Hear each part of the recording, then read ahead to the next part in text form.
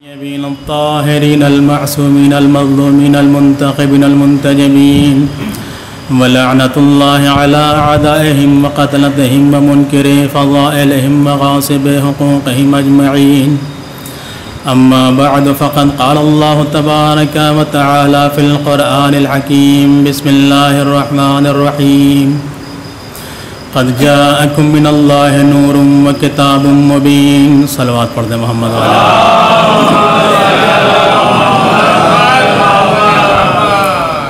حضرات اولاً آپ سے گزارش ہے کہ ایک مرتبہ سورہ الحمد اور 3 مرتبہ سورہ توحید کی تلاوت فرما کر کے مرحوم عزادار حسین ابن اکرام حسین صاحب کی روح کو صلاۃ ذبح فرما دیں.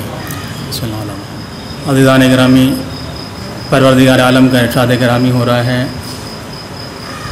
کہ قد جاءکم من اللہ نور و کتاب مبین، کہ ہم نے انسانوں کی ہدایت کے لیے 2 چیزوں کا اہتمام کیا، 2 چیزوں کا انتخاب کیا، 2 چیزیں بھیجی.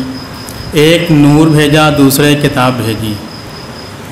یعنی جو اللہ نے بندوں کی ہدایت کی ذمہ داری لی تو ہدایت کے خاطر 2 چیزوں کا انتخاب کیا. سب سے پہلے نور کا انتخاب، اس کے بعد کتاب کا انتخاب کیا. یعنی کہ خدا نے بھی دوہری چیزیں انسان کی ہدایت کے لیے بھیجی.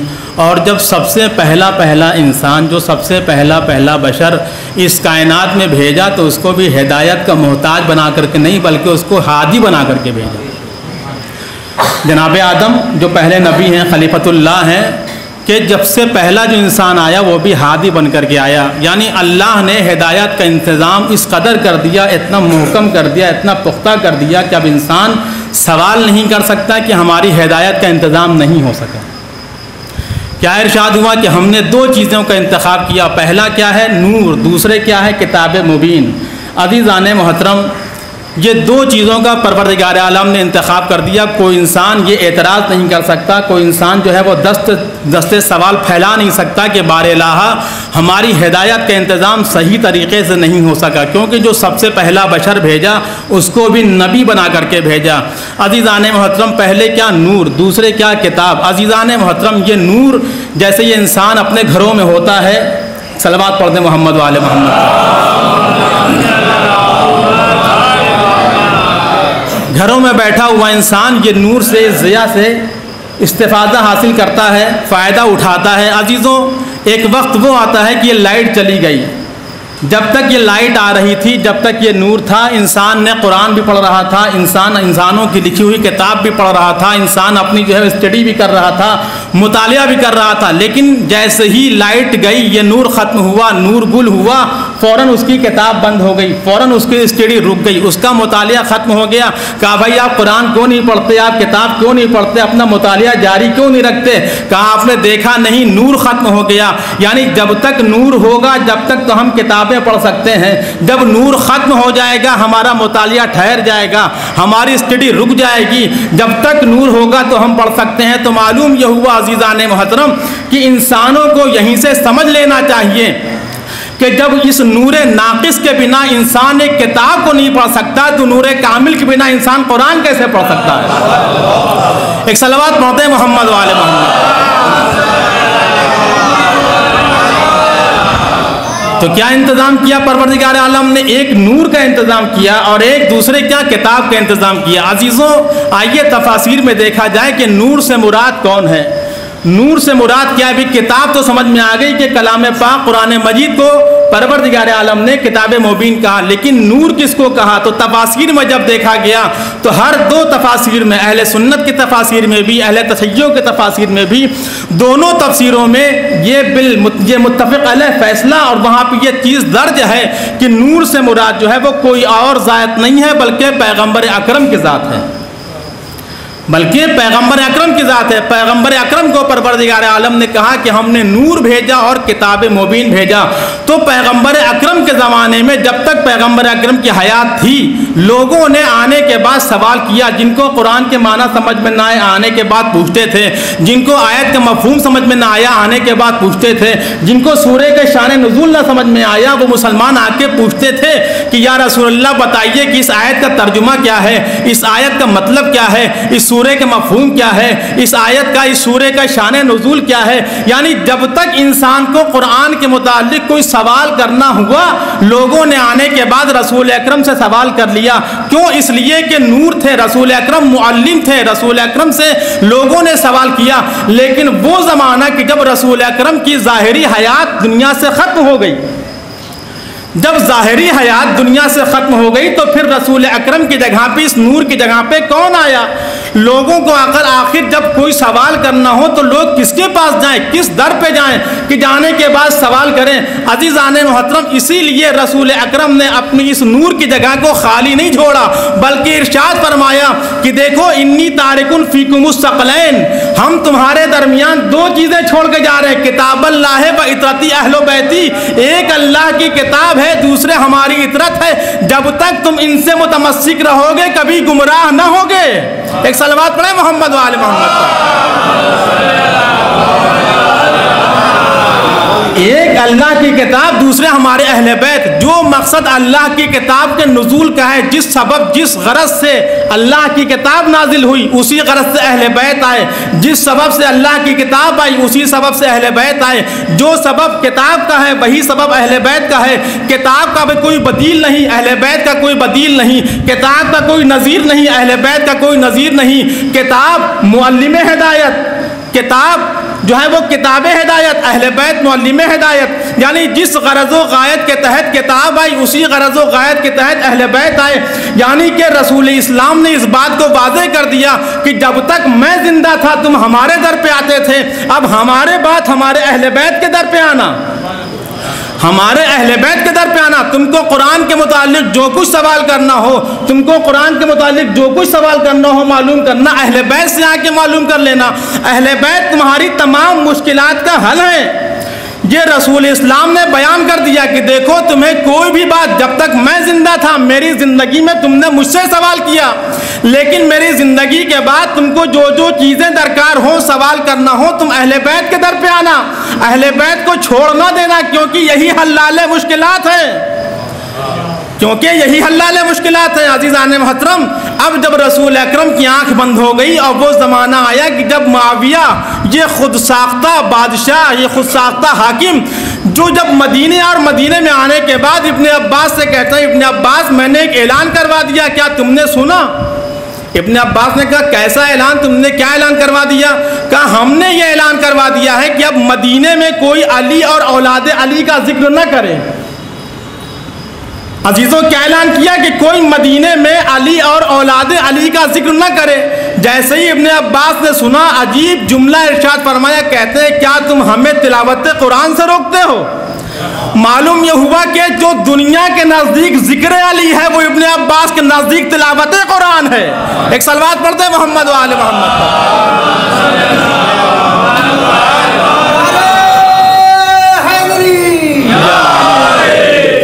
کہا کیا تم ہمیں تلاوت قرآن سے روکتے ہو؟ کہا نہیں، ہم تلاوت قرآن سے نہیں روکتے، بلکہ ہم تم کو ذکر علی سے روکتے ہیں۔ کہا اچھا یہ بتاؤ۔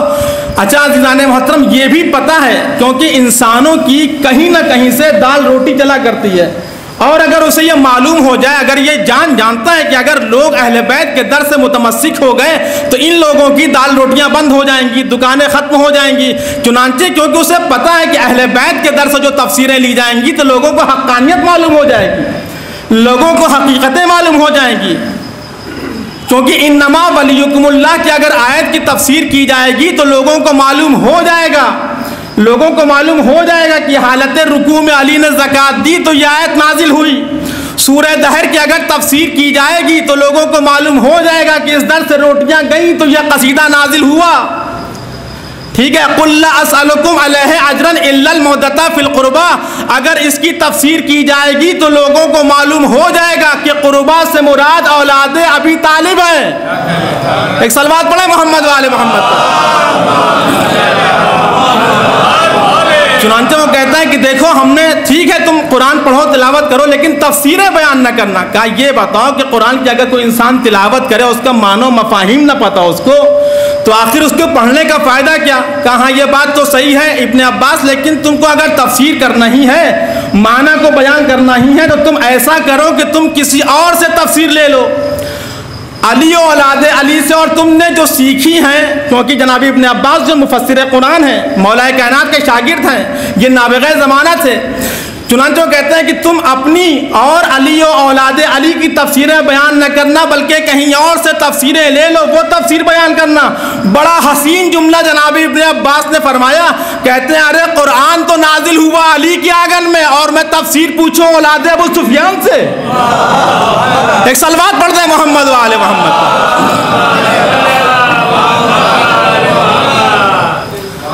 تو کیا کہا کہ دیکھو قرآن کو تم اپناؤ، قرآن کو لے لو، لیکن اہل بیت کو چھوڑ دو، ان سے تفسیروں کو نہ لینا۔ یہی ابن عباس ہے کہ ایک مرتبہ مدینے میں گزرتے جا رہے ہیں اور مدینے میں گزرتے گزرتے کیا دیکھا کہ چند لوگ ہیں جو کھڑے ہوئے اور کھڑے ہونے کے بعد کچھ باتیں کر رہے ہیں، کچھ برائیاں کر رہے ہیں۔ ابن عباس کھڑے ہوئے، کھڑے ہونے کے بعد کہا کیا تم لوگ خدا کو برا بھلا کہہ رہے ہو؟ لوگوں نے کہا نہیں نہیں، خدا کو برا بھلا کون کہہ سکتا ہے؟ کون ایسا بندہ، کون ایسا بشر جو اپنے رب کو برا بھلا کہہ دے؟ کہا اچھا تو کیا پھر تم لوگ جو ہو وہ نبی کو برا بھلا کہہ رہے ہو؟ کہا نہیں، نبی کو کون برا بھلا کہہ سکتا ہے؟ کس میں ایسی امت، کون سا ایسا امتی، کس میں ایسی ہمت کہ جو نبی کو برا بھلا کہہ دے؟ کہا پھر تم لوگ کس کے بارے میں گفتگو کر رہے ہو، کس کے بارے میں بات کر رہے ہو؟ کہا ہم لوگ علی کے بارے میں کچھ باتیں کر رہے ہیں۔ فوراً ابن عباس نے کہا کہ کیا تم نے نبی کی حدیث نہیں سنی کہ من سب علی فقط سبنی ومن سبنی فقط سب اللہ، کہ جس نے علی کو برا بھلا کہا گویا اس نے مجھے برا بھلا کہا، جس نے مجھے برا بھلا کہا گویا اس نے خدا کو برا بھلا کہا۔ ایک صلوات پڑھ دیں محمد و آل محمد۔ یعنی خدا کو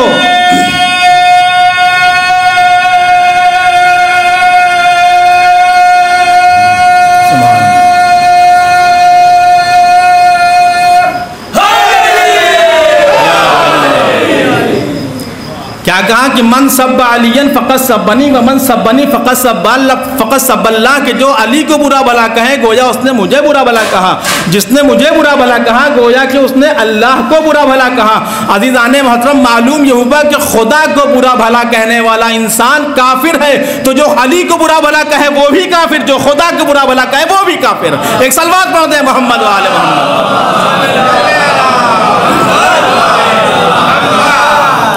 تو کیا ارشاد ہوا کہ انی تارکن فیکم الثقلین کتاب اللہ و اطرتی اہل بیتی وما ان تمسکتم بہما لن تضلوا بعدی، کہ ہم نے دو چیزوں کو چھوڑا، اہل بیت کو، قرآن کو، جب تک تم ان دونوں سے متمسک رہو گے کبھی گمراہ نہ ہوگے۔ یعنی کہ رسول خدا نے اس چیز کی گارنٹی دے دی کہ جب تک تم ان دونوں سے متمسک رہو گے کبھی گمراہ نہ ہوگے۔ یعنی اگر کسی ایک کا دامن تم نے چھوڑ دیا تو تم گمراہ ہو جاؤ گے، اگر کسی ایک کا تم نے دامن چھوڑا تو گمراہ ہو جاؤ گے۔ چنانچہ جناب شیخ عباس قمی کہ جو ایران کے رہنے والے، قم شہر کے رہنے والے، کہ جن کی قبر جو ہے مولا کائنات کے حرم میں ہے، انہوں نے ایک کتاب لکھی کہ جو ہر گھروں میں، ہر مسجدوں میں، ہر امام بارگاہ میں، ہر شیعہ کے گھر موجود ہے، کہ جس کو مفاتیح الجنان کہتے ہیں، جو دعاؤں پہ مشتمل کتاب ہے، بہترین کتاب، دعاؤں کا ذخیرہ۔ انسان کو اگر کوئی بھی دعا تلاش کرنی ہو تو وہ مفاتیح الجنان میں تلاش کر لے، ہر وہ دعا اس کے اندر مل جائے گی، اس کا ترجمہ بھی ہو چکا۔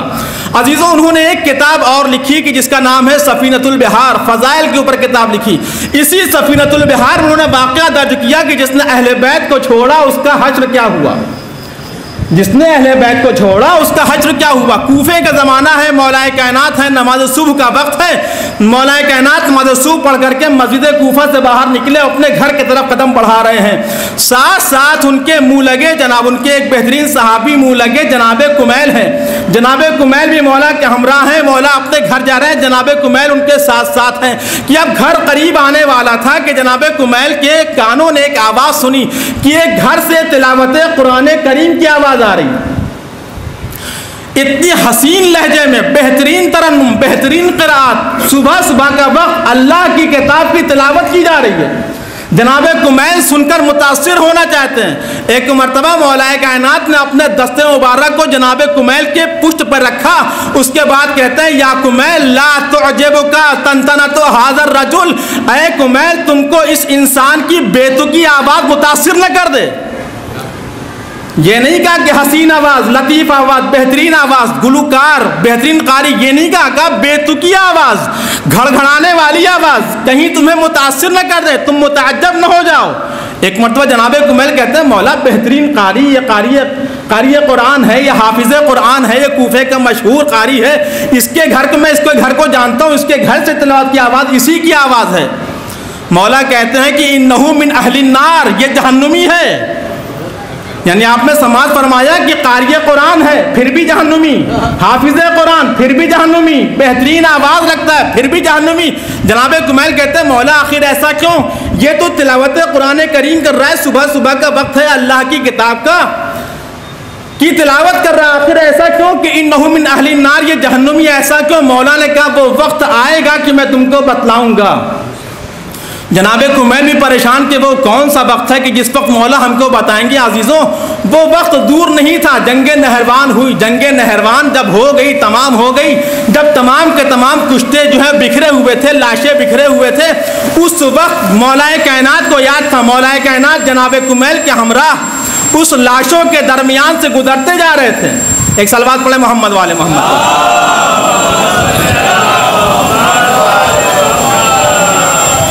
مولا کائنات ہے جو کشتوں کے درمیان سے گزرتے گزرتے ایک مرتبہ کہتے ہیں کہ اے کمیل تمہیں کچھ یاد ہے؟ عزیزوں متوجہ رہیے، کمیل تمہیں کچھ یاد ہے کہ میں نے تم سے کوئی وعدہ کیا تھا؟ جناب کمیل وہ کمیل کی جنہوں نے اس شخص کی تلاوت کے اوپر تعجب کیا، اس کی آواز کو پسند کر رہے تھے، اس وقت مولا کائنات نے ایک بات کہا کہ کمیل لا تعجبک تنتنۃ ھذا الرجل، اے کمیل تم کو اس مرد کی تم کو بے تکی آواز کہیں تم اس سے متاثر نہ ہو جاؤ۔ جنگ نہروان تمام ہوئی، کشتے بکھرے ہوئے ہیں، لاشیں پھیلے ہوئے ہیں۔ ایک مرتبہ مولا کائنات گزرتے گزرتے ایک لاشے کے قریب سے گزرنے کے بعد کہتے ہیں کمیل پہچانتے ہو یہ شخص کون ہے؟ پہچانتے ہو یہ شخص کون ہے؟ جناب کمیل کہتے ہیں مولا پہچانا نہیں، کہا یہ وہی شخص ہے کہ نماز صبح کے بعد جس کے گھر سے تلاوت قرآن کریم کی آواز آ رہی تھی۔ کہا مولا یہاں یہ قتل کیسے ہو گیا؟ یہ تو حافظ قرآن تھا۔ کہا حافظ قرآن ضرور تھا مگر محافظ قرآن سے بغض رکھتا تھا۔ ایک صلوات پڑھ دے محمد وآل محمد۔ معلوم یہ ہوا قرآن کو لے لینا، اہل بیت کو چھوڑ دینا یہ کافی نہیں ہے، عقل مندی نہیں ہے۔ انہو من اہل النار کی فہرست میں انسان آ جائے گا اگر اس نے اہل بیت کو چھوڑ دیا، کیونکہ اہل بیت کو رسول اسلام نے فرما دیا کہ جب تک تم ان دونوں سے متمسک رہو گے کبھی گمراہ نہ ہوگے، یعنی اگر تم نے اہل بیت کو چھوڑ دیا تو پھر تم گمراہ ہو جاؤ گے۔ عزیزان محترم کسی شاعر کا شعر یاد آ گیا کہ کرے ہزار ترقی یہ خاک کا پتلا، کرے ہزار ترقی یہ خاک کا پتلا، ابو تراب سے نسبت نہیں تو کچھ بھی نہیں۔ کرے ہزار ترقی یہ خاک کا پتلا، ابو تراب سے نسبت نہیں تو کچھ بھی نہیں۔ غلاف کعبہ کفن ہو حرم میں موت آئے، اگر علی سے محبت نہیں تو کچھ بھی نہیں۔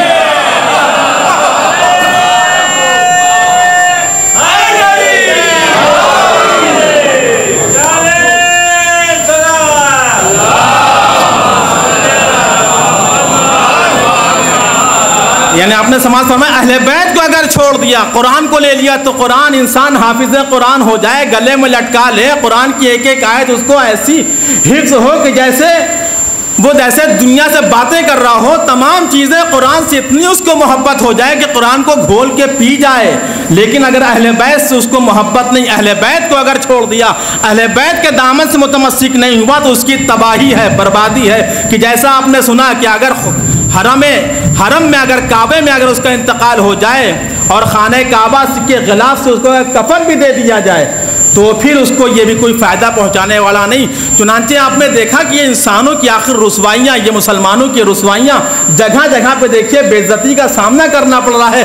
آخر یہ وجہ کیا ہے؟ اس کی وجہ صرف اور صرف اتنی سی کہ اہل بیت انہوں نے چھوڑ دیا، اہل بیت کو چھوڑ دیا۔ مراد آباد کا واقعہ آپ کو یاد ہوگا، 2-3 سال پہلے کا واقعہ ہے کہ وہ زمانہ کہ مراد آباد میں ایک شخص کا انتقال ہوا، اعلان ہو گیا کہ لوگ آئیں تشریف لائیں، ایک مسلمان کا انتقال ہوا، نماز جنازہ تیار ہے، جنازہ تیار ہے، نماز جنازہ پڑھا دی جائے۔ تمام مسلمان وہاں جمع ہیں، میت کے قریب ہیں، ایک شخص نے آنے کے بعد نماز پڑھا دی، نماز پڑھانے والے نے نماز پڑھا دی، ادھر سے فتویٰ آ گیا، اور فتویٰ بھی ایسی جگہ سے آیا کہ جہاں پہ بڑے بڑے دیوبند ہیں، وہاں سے فتویٰ آ گیا کہ جن لوگوں نے ان کے پیچھے نماز پڑھی ان کا نکاح ٹوٹ گیا۔ مولانا تشریف فرما ہے، ان کو یہ معلوم ہوگا، آپ نے یوٹیوب پہ دیکھا ہوگا، پیپروں میں دیکھا اور نیوز پہ سنا ہوگا کہ یہ واقعہ کہ جب جیسے ہی نماز پڑھی گئی، ایک افراتفری کا عالم 60 70 سال کے جو ہے وہ بوڑھے افراد، بوڑھی عورتیں کہ جو اپنا منہ چھپائیں تو کہاں چھپائیں، آخر جائیں تو کہاں جائیں، میڈیا سامنے کھڑا، کیمرہ منہ پہ لگا ہوا ہے، لوگوں کے سوال جو ہے وہ ہوتے چلے جا رہے ہیں کہ آخر بتائیے کہ آخر یہ کیا ہو گیا آپ کے ساتھ، آپ نے تو نماز پڑھی تھی، آپ کا نکاح کیسے ٹوٹ گیا؟ عزیزان محترم، یہ نکاح، یہ نماز تو اللہ سے نماز پڑھنا، یہ تو انسان، اگر وہ اللہ کا محبوب ہے تو وہ ہمارا بھی محبوب ہوگا، اگر وہ اللہ کا محبوب ہو تو ہمارا بھی محبوب ہوگا۔ چنانچہ مولا نے کہا ہم بھی اس سے ملاقات کرنا چاہتے ہیں، ہم بھی تو دیکھیں آخر وہ شخص مدینے میں کون ہے کہ جس کا اتنا شورا ہو رہا ہے۔ چنانچہ لوگوں نے دکھلایا کہ مولا جو فلاں جگہ دیکھیے چوراہے پہ کھڑا ہو کے لوگوں کو تبلیغیں کر رہا ہے، وہی وہ شخص ہے کہ جس کی اتنی شہرتیں ہیں۔ تو عزیزوں معلوم یہ ہوا کہ چوراہے پہ تبلیغیں کرنے کے لیے لوگوں کو اور لوگوں کے مذہب میں چوراہے ملے ان کو تبلیغ کرنے کے لیے، ہمارے یہاں ممبر ملا تبلیغ کرنے کے لیے۔ چنانچہ مولا نے دیکھا کہ اچھا ملاقات کریں گے، وہ حلقے سے نکلا اور نکلتے ہوئے اپنا چہرہ اس نے جھکایا، جیسے جو ہے وہ نو متقی ہوتے ہیں، نئے جو ہے وہ پرہیزگار ہوتے ہیں کہ جن کو ابھی کچھ بھی نہیں پتا، اتنا سمجھ گیا کہ نظر جھکا لی اور ہم متقی ہو گئے، متقیوں کے فہرست میں آ گئے۔ چنانچہ وہ شخص آگے بڑھتا گیا اور امام اس کے پیچھے کی خلوت ملے، کچھ تنہائی ملے تو اس سے کچھ سوال کر لیں۔ چنانچہ آگے بڑھتے بڑھتے مولا اس کے پیچھے ہیں کہ ایک وقت ایک جگہ پہنچا، وہ پہنچنے کے بعد ایک روٹی کی دکان پہ، اور جانے کے بعد کہتا بھائی روٹی کیسے دیا، کیا حساب دیا، اور یہ ہے وہ ہے، باتیں کرتے کرتے روٹی والے کی نگاہ پھری، اس نے 2 روٹیاں وہاں سے چرائیں اور اپنے جو ہے وہ تھیلے میں رکھ لی۔ امام نے جب منظر دیکھا، امام سمجھ گئے کتنا بڑا یہ متقی ہے، کتنا بڑا پرہیزگار ہے۔ پھر وہ شخص آگے بڑھتا اور آگے بڑھنے کے بعد اس نے ایک انار والے کے پاس کھڑا ہوا اور کھڑے ہونے کے بعد کہتا ہے بھائی انار کیسے دیے، کیا حساب دیے؟ بھائی تم لوگ بہت جھوٹ بولتے ہو، کھٹے انار میٹھے کہہ کے بیچ دیتے ہو، اور ہم گھر جانے کے بعد ہم کو وہ کھٹے ملتے ہیں، یہ سب باتیں نہیں صاحب، ایسی بات نہیں مالک، ایسی بات نہیں۔ اس نے کہنا شروع کیا، نگاہ پھرتی رہی، اس نے سوچا کہ کوئی دوسرا گاہک آ جائے، اس نے جو ہے وہ 2 انار اٹھائے اور اپنے جیب میں رکھ لیے۔ امام نے یہ حال دیکھا کہ وہ شخص پھر آگے بڑھا، اور آگے بڑھنے کے بعد ایک مفلس تھا، نادار تھا، ایک غریب فقیر شخص بیٹھا ہوا ہے۔ جانے کے بعد اس نے وہ 2 روٹیاں اور 2 انار اس کو انفاق کر دیے، اس کے حوالے کر دیا۔ امام نے اس کو آواز دی، بھائی سنو ذرا، تم سے مجھے کچھ باتیں پوچھنی ہے۔ وہ شخص رکا، پوچھا فرمائیے کیا کہنا چاہتے ہیں؟ امام نے کہا کہ بھائی تمہارے بارے میں مدینے میں مشہور یہ ہے کہ تم متقی ہو، پرہیزگار ہو، عابد گزار ہو، تم قرآن کی تفسیروں کو جانتے ہو۔ کہا ہاں یہ بات ہے، ایسا ہی ہے۔ کہا اچھا تم یہ بتاؤ کہ تم نے آخر یہ عمل کیسے انجام دیے؟ تم نے یہاں سے 2 روٹیاں چرائیں، 2 انار چرائے، اس کے بعد تم نے آنے کے بعد انفاق بھی کر دیا، آخر تم نے ایسا کیوں کہا، کیوں کیا؟ وہ کہتا ہے کیا آپ نے قرآن نہیں پڑھا؟ مولا کہتے ہیں تو نے وہ کون سا قرآن پڑھ لیا جو ہم نے نہیں پڑھا؟ وہ کہتا ہے بھائی قرآن کے اندر ہم نے یہ چیز دیکھی کہ من جاء بالحسنۃ فلہ عشر امثالھا، کہ جو ایک نیکی کے ساتھ آئے گا ہم اس کو 10 نیکیاں دیں گے۔ ومن جاء بالسیئۃ فلا یجزی الا مثلھا، اور جو ایک برائی کے ساتھ آئے گا صرف اس کو ایک برائی دی جائے گی۔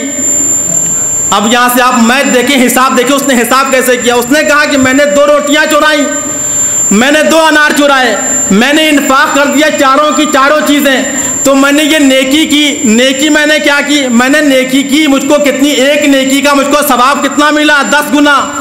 ایک انار کے اوپر 10، دوسرے انار کے اوپر 20، ایک روٹی کے اوپر 30، دوسری روٹی کے اوپر 40، یعنی میں نے 40 نیکیاں کی۔ 40 نیکیوں کے بعد جو میں نے جو چوری کی تھی، من جاء بالسیئۃ، جو ایک جو ہے وہ گناہ کے ساتھ آئے گا، ایک برائی کے ساتھ، تو اس کو صرف ایک کا بدلہ ایک دیا جائے گا۔ تو ہم نے کیا کیا؟ ہم نے تو 40 نیکیاں کی اور 4 برائیاں کی۔ جب 40 سے 4 کو نکالا جائے 36 بچتی ہیں۔ جب 40 سے جب 4 کو نکالا جائے گا 36 بچتی ہیں۔ میری برائیاں جو ہیں وہ 4 نکال لیے، 36 نیکیوں کا تو میں مالک ہو گیا۔ جیسے اس شخص نے کہا فوراً مولا کہتے ہیں کہ تم نے قرآن کے اندر یہ نہیں پڑھا کہ انما یتقبل اللہ من المتقین، کہ اللہ متقیوں کے اعمال کو قبول کرتا ہے، چوروں کے اعمال کو قبول نہیں کرتا۔ صلوات پڑھ دیں محمد و آل محمد پر۔ تو آپ نے دیکھا کہ اہل بیت کو چھوڑنے کے بعد جب قرآن سے تفسیریں لی گئی تو قرآن کو کیسے توڑ مڑوڑ کر کے اس کی تفسیریں حاصل کی گئیں، یعنی انسان کس رخ پہ جا رہا ہے، کس منزل کی طرف جا رہا ہے۔ اہل بیت کو چھوڑنے کا نتیجہ یہ ہے کہ انسان گناہگار ہوا چلا جا رہا ہے، انسان جو ہے وہ خطا کار ہوا جا رہا ہے، انسانوں نے مسلمانوں نے غلط تفاسیر اختیار کرنا شروع کر دی۔ اور بھائی قرآن کو کیا سمجھیں گے جب یہ محمد مصطفیٰ کے کلام کو نہ سمجھ سکے تو اللہ کے کلام کو کیا سمجھیں گے؟ بھائی نبی اکرم کے حلقے میں بیٹھنے والے افراد جب نبی کی بات کو نہ سمجھ سکیں تو اللہ کی باتوں کو کیا سمجھیں گے؟ بھائی مسجد نبوی سجی ہوئی ہے، تمام کے تمام مسلمان بیٹھے ہوئے ہیں، تمام کے تمام صحابہ بیٹھے ہوئے ہیں، جو نبی کے بعد بھی خلیفہ بننے والے ہیں وہ بھی بیٹھے ہوئے ہیں۔ ادھر مسجد کے اندر ایک شخص داخل ہوا، داخل ہونے کے بعد اس نے سوال کیا، میں بھوکا ہوں، پریشان حال ہوں، بے سوار ہوں، مجھے سواری چاہیے، مجھے کھانا چاہیے، لباس چاہیے، کچھ ہو تو دیا جائے۔ عزیزوں کچھ فقیر تو ایسے ہوتے ہیں کہ جنہوں نے آپ کے دروازے پہ کھڑے ہو کے دستک دی، آپ نے اگر ان کے حوالے کچھ کر دیا تو ٹھیک ہے، نہیں کیا تو وہ چلے جاتے ہیں۔ لیکن کچھ ایسے بھی فقیر ہوتے ہیں کہ جو دروازے سے اس وقت تک نہیں جاتے جب تک ان کو مل نہیں جاتا، ایسا لگتا ہے کہ وہ اپنا حصہ مانگ رہے ہیں۔ ایسا ہی یہ شخص تھا کہ اس نے آنے کے بعد مسجد نبوی میں کہنا شروع کر دیا کہ میں پریشان ہوں، میری حاجت کو پوری کر دیا جائے۔ پوری مسجد بھری ہوئی ہے، صحابہ کرام بیٹھے ہوئے، نبی اکرم بیٹھے، لیکن کوئی بھی حضرت ایسے نہ نکلے کہ جو کھڑے ہونے کے بعد جا کے اس کی مدد کر دیتے۔ اب نبی اکرم نے کہا، جب نبی اکرم نے دیکھا کہ کوئی شخص کھڑا نہ ہوا تو ایک مرتبہ کہتے ہیں اخطئوا لسانہ۔ عزیزوں اس کا مفہومی ترجمہ تو یہ ہوتا ہے، اس کا اگر لفظی ترجمہ کیا جائے اس کا مطلب یہ ہوتا ہے اس کی زبان کو کاٹ دو، اس کی زبان کو کاٹ دو، لیکن مفہومی ترجمہ کچھ اور ہے۔ چنانچہ ایک صاحب وہاں سے کھڑے ہوئے اور کھڑے ہونے کے بعد لمبے لمبے قدموں سے مولا اس شخص تک پہنچے اور پہنچنے کے بعد اپنی تلوار کو بے نیام کر دیا۔ وہ تلوار جو کسی جنگ میں نہ چلی اس مفلس کے اوپر نکل آئی، جیسے ہی تلوار نکالی فوراً صاحب ذوالفقار وارد مسجد ہوا، پوچھا آخر اس کو کیوں قتل کر رہے ہو؟ کہا نبی نے کہا اس کی زبان کاٹ دو، اخطئوا لسانہ۔ جیسے ہی مولا نے سنا، مولا کہتے ہیں تم نے کیا کہا تھا؟ کہا میں جو ہوں غریب ہوں، پریشان ہوں، میری پریشانی کو دور کر دیا جائے۔ نبی نے کہا اخطئوا لسانہ، یہ حضرت ہماری زبان کاٹنے کے لیے آئے ہوئے ہیں۔ کہا اچھا، ان کو روکا، مولا نے اپنے جیب سے کچھ درہم و دینار جو کچھ تھا نکالنے کے بعد اس کے حوالے کر دیا۔ جیسے ہی حوالے کیا وہ شخص مولا کو، نبی خدا کو دعائیں دیتا ہوا مسجد سے روانہ۔ ادھر یہ حضرت پھر پریشان ہوا، آج تو میری پھر بے عزتی ہوئی۔ چنانچہ وہ پھر نبی اکرم کے پاس آنے کے بعد شکایت کرتے ہیں کہ یا نبی اللہ، آپ نے تو کہا تھا اخطئوا لسانہ، اس کی زبان کو کاٹ دو، لیکن اس کو علی نے درہم و دینار دے دیا۔ مولا کہتے ہیں، نبی اکرم کہتے ہیں کہ میں نے یہ تھوڑی کہا تھا کہ اس کی زبان کو کاٹ دو، میں نے تو یہ کہا تھا کہ اس کی زبان کو بند کر دو تاکہ آج کے بعد سے وہ اپنے دستے سوال کو بلند نہ کر سکے۔ صلوات پڑھ دیں محمد و آل محمد۔ تو معلوم یہ ہوا کہ یہ بزم رسول میں بیٹھتے ضرور تھے مگر سخن شناس رسول نہ تھے، رسول کی بات کو سمجھتے نہ تھے۔ تو جو رسول کی باتوں کو نہ سمجھ سکے وہ قرآن کی باتوں کو کیا سمجھے گا؟ تو معلوم یہ ہوا کہ قرآن، اہل بیت کو چھوڑ کے قرآن ایسے ہی جیسا بے معنی، کوئی انسان اس سے کچھ حاصل ہی نہیں کر سکتا۔ بس عزیزوں یہ آخری بات اور انشاءاللہ زحمت تمام، کہ ایک شخص ابن عباس جو مفسر قرآن ہیں، ان کے سامنے بھی ایسا وقت آیا کہ وہ جو ہے وہ قرآن کی بات کو نہ سمجھ سکے، علی کی بات کو نہ سمجھ سکے۔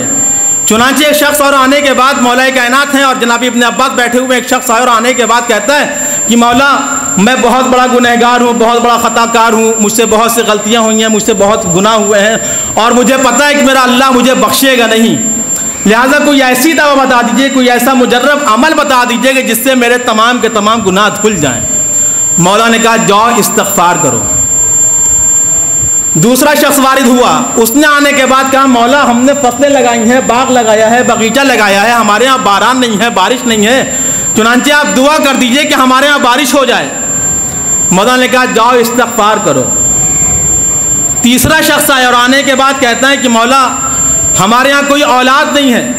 مولا نے کہا جاؤ استغفار کرو۔ چوتھا شخص آیا اور آنے کے بعد کہتا ہے مولا ہمارے پاس مال و اسباب نہیں ہے۔ مولا نے کہا جاؤ استغفار کرو. عزیزوں 3-3 4-4 مریض آئے, الگ الگ مرض والے, سب کو دوا ایک دی گئی.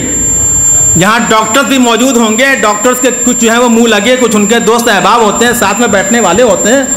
کوئی انسان اگر ان کے پاس اور آنے کے بعد مریض کا ہم کو نزلہ ہے, ڈاکٹر نے بھائی ایک ٹیبلیٹ دے دی. دوسرا شخص آیا اور آنے کے بعد اس نے کہا ہم کو کھانسی ہے, ڈاکٹر نے بھائی ایک ٹیبلیٹ دے دی. تیسرا شخص آیا اور اس نے آنے کے بعد کہا ہم کو بخار ہے, بھائی ایک ٹیبلیٹ دے دی. چوتھا شخص آیا اس نے آنے کے بعد کہا ہم کو بدن میں درد, وہی ایک ٹیبلیٹ دے دی. تو جو صاحب بیٹھے ہوئے تو پوچھے گا ضرور کہ بھائی ڈاکٹر صاحب یہ آنے والے مریض الگ الگ قسم کے ہیں اور سب کو دوا آپ نے ایک ہی دے دی. تو ڈاکٹر تو یہی کہے گا کہ بھائی یہ جو دوا جس فارمولے کے تحت بنائی گئی ہے اس میں یہ تمام امراض کی شفا رکھی گئی ہے. چنانچہ ایسے ہی جناب ابن عباس بھی ہیں کہ مولا کے منہ لگے بھی ہیں, مولا کے جو چاہنے والے بھی ہیں, مولا جو ہے انہوں نے ان کو جو ہے وہ تعلیم بھی دی, قرآن کی تفسیریں سکھائی.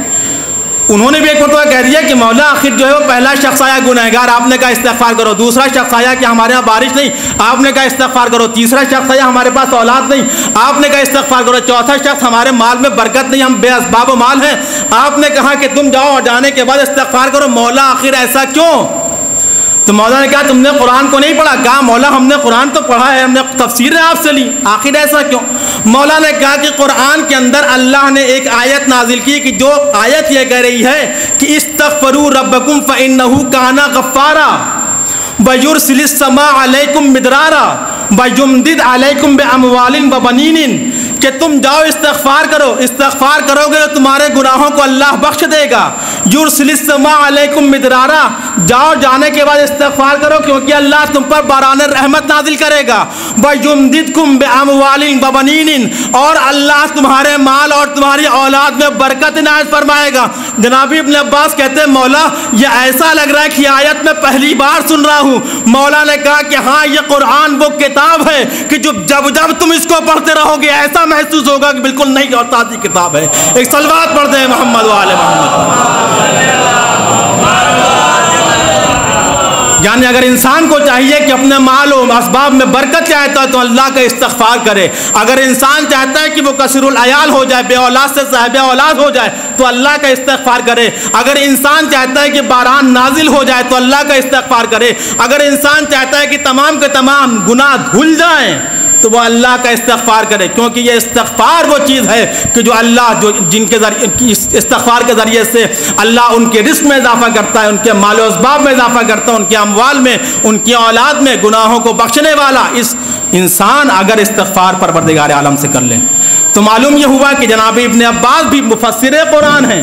ان کو تمام کی تمام قرآن کی تعلیم مولا کائنات نے دے دی. اس کے بعد جناب ابن عباس کے سامنے بھی یہ آیت اب تک واضح نہ تھی. جناب ابن عباس کیا کہتے ہیں ہم نے ایسا لگ رہا ہے کہ ہم نے یہ آیت پہلی بار سنی ہو. تو عزیزان محترم معلوم یہ ہوا کہ قرآن کو وہی سمجھائے گا جو مخاطب قرآن ہوگا, قرآن کی تعلیم وہی دے گا کہ جو قرآن کے بارے میں جانتا ہوگا. چنانچہ رسول نے کیا کہہ دیا کہ جب تک تم ان سے متمسک رہو گے کبھی تم گمراہ نہ ہوگے. ان کا دامن اگر چھوڑ دیا تو تم پھر گمراہ ہو جاؤ گے. عزیزان محترم یہ دنیا کے لوگوں کا رشتہ قرآن سے اتنا ہے کہ اگر قرآن کو حفظ کر لیا, قرآن کو رٹ لیا, قرآن کو گلے میں پہن لیا تو دنیا کا رشتہ قرآن سے, دنیا کے لوگوں کا, مسلمانوں کا رشتہ قرآن سے بس اس وقت تک ہے جب تک کہ قبر میں نہ اتر جائے. جب تک زندگی نے ساتھ دیا آپ قرآن کے ساتھ متمسک ہیں, زندگی کا ساتھ ختم ہوا قرآن سے ساتھ چھوٹ گیا. لیکن اہل بیت وہ ہیں کہ جو زندگی میں بھی اہل بیت جو قرآن کے ساتھ ساتھ ہیں, مرنے کے بعد بھی, موت کے بعد بھی اگر تن سے سر جدا ہو جائے تو نوکے نیزہ پہ بلند ہونے کے بعد یہ سر تلاوت قرآن کریم کرتا ہے. عزیزان محترم ایسا کیوں نہ ہو, کیونکہ یہی مخاطب قرآن ہے, قرآن کی حفاظت کرنے والے یہی ہیں, محافظ قرآن یہی اہل بیت ہے. عزیزان محترم ہاں عزیزوں یہ مجلس ایصال ثواب کی مجلس رکھی گئی. مرحوم مددار حسین جو محب اہل بیت بھی تھے, جو اہل بیت کے چاہنے والے تھے. عزیزوں پرسہ کس کو کیسے پرسہ دیا جائے, آخر کیا بھائی کو بھائی کا پرسہ دیں یا اولاد کو باپ کا پرسہ دیں؟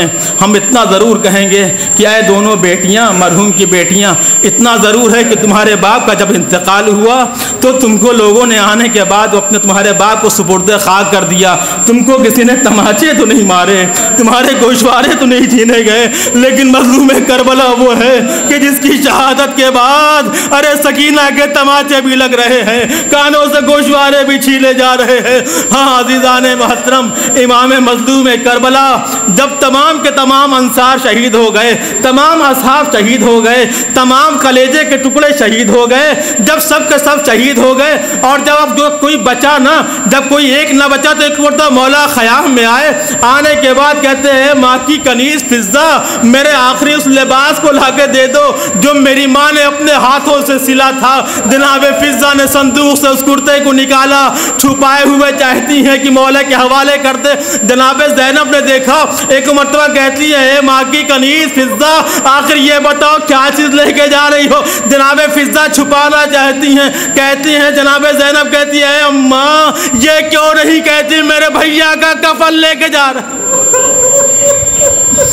اجرکم اللہ، خدا آپ کو کسی غم میں نہ رولائے سوائے مظلوم کربلا کے۔ عزیزان محترم، لباس مولا نے زیب تن کیا، اب خیام سے رخصت ہونا چاہتے ہیں۔ قرآن خیام میں آنے کے بعد مولا نے ایک ایک بیویوں سے رخصت ہونا چاہا۔ عزیزوں رخصت ہونے کے بعد ماں اور بیٹیوں کی جدائی عزیزوں کیسی ہوتی ہے؟ بیٹا صبر کر لیتا ہے لیکن بیٹیاں صبر نہیں کر پاتی۔ عزیزوں امام حسین خیام سے جب نکلے ہیں، نکلنے کے بعد اپنے اسب وفا پہ سوار ہوئے، رہوار پہ سوار ہونے کے بعد اب چاہتے ہیں کہ آگے بڑھے لیکن گھوڑا اپنے قدموں کو آگے نہیں بڑھا رہا ہے۔ مولا نے کہا ہے میرے اسب وفا تجھ پر یہ حسین کی آج آخری سواری ہے، آج کے بعد سے حسین تجھ پہ سوار نہ ہوگا، تو مجھے مقتل تک پہنچا دے۔ عزیزو حسین کی بیٹی صبح سے لپٹی ہوئی تھی، اسب وفا نے زبانے بے زبانی میں کہا اے آقا میں آپ کو آپ کی منزل تک ضرور چھوڑ دوں لیکن اپنے قدموں کو آگے کیسے بڑھاؤں کیونکہ کمسن بچی سکینہ میرے سموں سے لپٹی ہوئی۔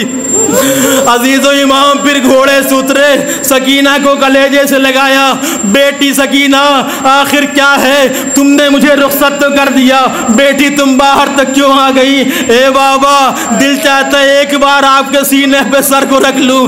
عزیزوں بیٹی کی محبت باپ سے کس قدر ہوتی ہے، بیٹی کہتی ہے اے بابا میں آپ کے سینے پہ اپنے سر کو رکھنا چاہتی ہوں۔ عزیز و امام نے سینے سے لگایا، سینے پہ جناب سکینہ لیٹی، اس کے بعد اٹھی۔ امام کہتے ہیں اے بیٹی سکینہ آج سے بستر بدل چکا ہے، آج کے بعد سے علی اصغر میرے سینے پہ سوئے گا، تم اماں کے سینے پہ سونا۔ سکینہ کو رخصت کیا، رخصت کرنے کے بعد میدان میں آئے، آنے کے بعد جنگ کرتے جاتے ہیں۔ عزیزو جنگ کرتے جاتے، جنگ کرتے کرتے وہ منزل بھی آ گئی کہ جب امام حسین کے لیے ہاتف غیبی کی آواز آئی کہ اے حسین تم نے شجاعت کے جوہر دکھلا دیے، اب اپنے تم صبر کے جوہر کو دکھلا دو۔ عزیزو یہ سننا تھا کہ نکلی ہوئی تلوار نیام میں آ گئی۔ عزیزو تلوار کا نیام میں آنا تھا کہ بکھری ہوئی فوجیں سمٹنے لگی، نیزے چلنے لگے، بھالے چلنے لگے، جن کے پاس کچھ نہ تھا زمین سے پتھر اٹھا کے امام کو مارتے۔ عزیزوں مظلوم کربلا اب گھوڑے پہ سنبھل نہ سکا، زمین کربلا پہ تشریف آئی۔ عزیزوں ادھر شمر ہے اپنے کند خنجر کو لے کے امام کی طرف بڑھتا جا رہا ہے، امام کے سینے پہ سوار ہوا، سوار ہونے کے بعد چاہتا ہے امام کو قتل کرے۔ امام نے کہا ہے قاتل اے شخص ذرا اپنے چہرے سے نقاب کو ہٹا، میں تیری صورت کو دیکھنا چاہتا ہوں۔ اس نے جیسے ہی اپنی صورت سے نقاب ہٹایا، امام نے کہا بالکل تو ہی میرا قاتل ہے۔ کہتا ہے کیسے پہچانا؟ کہا میرے نانا نے کہا تھا اے حسین تیرا قاتل خنزیر کی صورت کا ہوگا، تو خنزیر کی صورت کا۔ جیسے ہی اس نے یہ سنا کہتا حسین اب میں تمہیں گلے سے قتل نہ کروں گا بلکہ پس سے پشت قتل کروں گا۔ یہ کہنے کے بعد امام حسین کی بے حرمتی کرتے ہوئے امام حسین کو پلٹا، امام کی پشت پہ سوار ہوا اور ضربیں چلانا شروع کر دی۔ عزیزوں تاریخ نے لکھا 12 ضربیں چلی، 12 ضربوں میں امام کے سر و تل میں جدائی ہوئی۔ جب 8 ضرب چلی تمام انبیاء اٹھ کے چل دیے، اے رسول اللہ ہم سے یہ منظر نہیں دیکھا جاتا۔ 9ویں ضرب چلی، رسول اللہ نے کہا اے فاطمہ فاطمہ مجھ سے یہ منظر نہیں دیکھا جاتا، اب تم ہو، تمہارا بیٹا حسین، 10ویں ضرب چلی، مولا کائنات کھڑے ہوئے، اے فاطمہ تمہارا بیٹا اور تم، مجھ سے یہ منظر نہیں دیکھا جاتا۔ 11ویں ضرب چلی، امام حسن اٹھے، اے اماں خدا حافظ، بھیا کی مصیبت مجھ سے دیکھی نہیں جاتی۔ عزیزوں 12ویں ضرب تھی، حسین کی آواز تھی، اے اماں تم سے وعدہ ہوا، سب تو جا چکے، تم نہ جانا۔ سرحانے سے آواز آئی، اے بیٹا تیرا سر تیری ماں کی آغوش میں، ماں کی آغوش میں، بیٹے کے سر و تل میں جدائی، شمر کو حیا تک لائی، خون کا فوارہ نکلا، قیامت کا منظر ہوا، واہ حسینہ واہ مظلومہ کی صدائیں بلند ہونے لگی۔ سيعلمون الذين ظلموا أي منقلب ينقلبون إنا لله وإنا إليه راجعون۔ بہر اللہ اس مقصد زیادہ کو قبول فرما لے، جہاں جہاں بھی شان حیدر کرار، ان کی جان مال عزت و ناموس کی حفاظت فرما، خصوصاً بحرین لبنان عراق ایران جہاں جہاں کی شان حیدر کار کے اوپر جو ہے وہ جانی پریشانیاں ان کے پریشانی دور فرما دے، اس مجلس کے ثواب کو مرحوم کی ثواب فرما دے۔ ہمارے اللہ جو بھی اب تک بچے جو ہیں امتحان کے مراحل میں، ان کو امتحان میں کامیابی عطا فرما، جو بھی اولاد ان کو صاحب اولاد فرما۔